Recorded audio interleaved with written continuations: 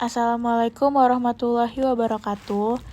Perkenalkan, nama saya Aura Rahman Syakila Siagian dengan NPM 2508260046 dan saya akan mempresentasikan untuk bahan remedial UAB saya, yaitu tentang siklus sel di blok embriologi dan genetika.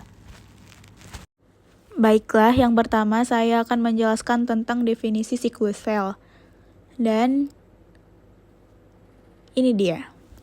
Siklus sel adalah rangkaian peristiwa teratur yang dialami sel mulai dari satu pembelahan sel hingga pembelahan berikutnya.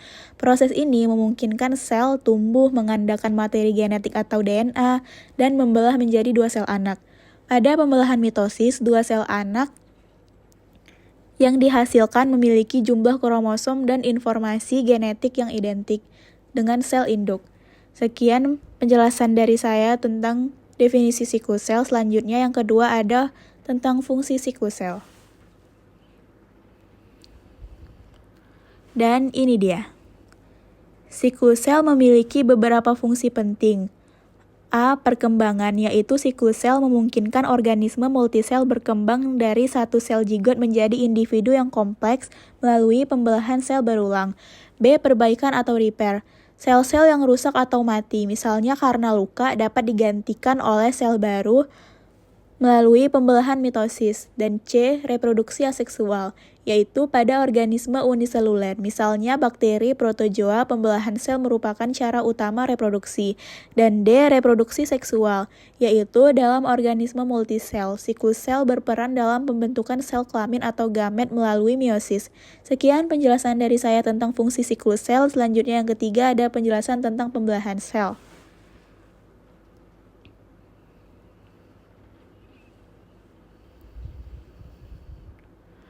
Dan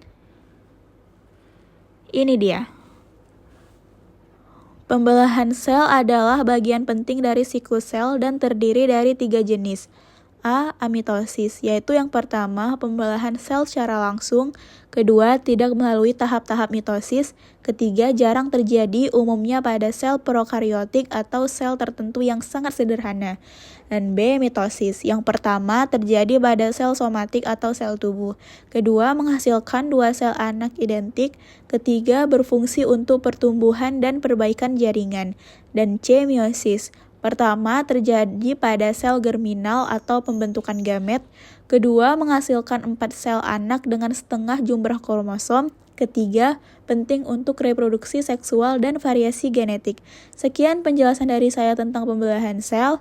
Dan selanjutnya yang keempat akan ada penjelasan tentang tahapan siklus sel. Dan ini dia.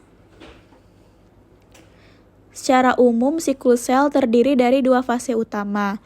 A. Interfase, merupakan fase terpanjang tempat sel mempersiapkan diri untuk membelah. Pertama, G1 atau Gap 1, yaitu pertumbuhan sel dan sintesis protein. Kedua, S atau sintesis, yaitu replikasi DNA. Ketiga, G2 atau Gap 2, yaitu persiapan pembelahan atau sintesis protein pembelahan. Dan B, ada namanya fase mitotik atau mitosis, yaitu fase terjadinya pembelahan inti sel dan sitoplasma. Sekian penjelasan dari saya tentang tahapan siklus sel.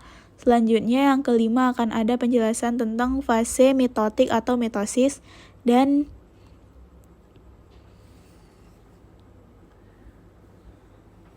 ini dia.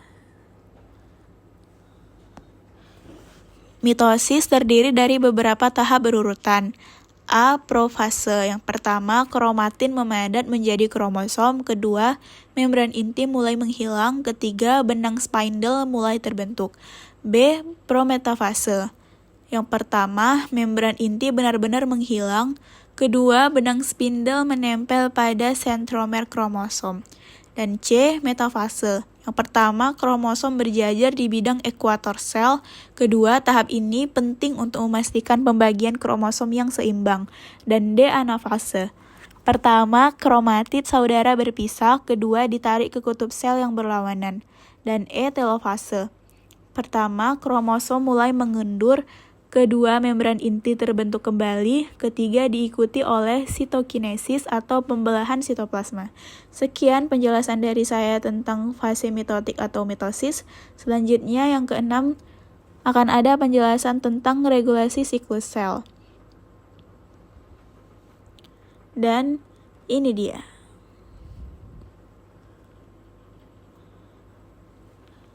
Agar pembelahan sel berjalan normal dan terkendali, siklus sel diatur oleh mekanisme regulasi berikut. A. Checkpoints atau titik kontrol. Berfungsi untuk memastikan setiap tahap berjalan dengan benar. Misalnya yang pertama DNA tidak rusak, yang kedua replikasi DNA sudah lengkap. Jika terjadi kesalahan, siklus sel akan dihentikan atau sel mengalami apoptosis. Dan B. Cyclin, yaitu protein yang jumlahnya berubah-ubah selama siklus sel dan berfungsi mengaktifkan CDK. Ketiga, cyclin dependent kinesis atau CDK, yaitu enzim yang mengatur transisi antar fase siklus sel dengan cara memfosforilasi protein target.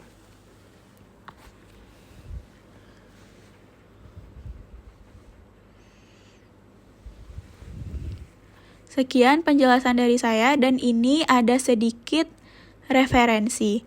Jika kalian semuanya ingin mengetahui dan ingin lebih jelas lagi tentang materi siklus sel yang baru saja saya presentasikan, kalian bisa lihat langsung dari referensi-referensi tersebut. Kalian bisa memahaminya di sana. Sekian penjelasan atau presentasi dari saya, semoga bermanfaat bagi kita dan bagi kalian semua. Saya mohon maaf bila ada salah kata maupun salah kalimat. Wassalamualaikum warahmatullahi wabarakatuh.